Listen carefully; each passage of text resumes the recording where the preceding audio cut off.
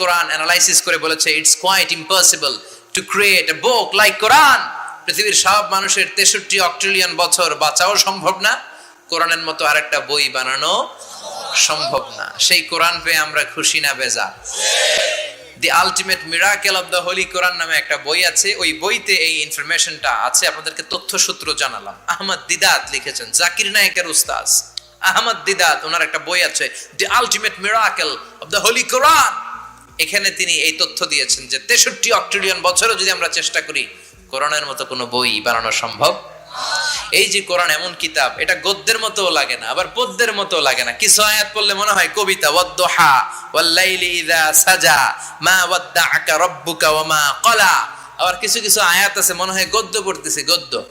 কোন আয়াত গদ্য, কোন আয়াত পদ্য। আসলে এটা গদ্য না, এটা পদ্য না, এটা গদ্য পদ্যের মিশ্রণে এক অবিস্মরণীয় কিতাব। চিল্লা এখন ঠিক কিনা? পৃথিবীর সব কিছু আপনার বারবার পড়তে ভাল লাগে না, কিন্তু কোরআন বছরের পর বছর আমরা পড়ি, একবারও বিরক্তি আসে নাকি? প্রতিদিন যারা 5 ওয়াক্ত নামাজ পড়েন কমপক্ষে 40 বার সূরা ফাতিহা পড়া লাগে। চিল্লা এখন কয়বার?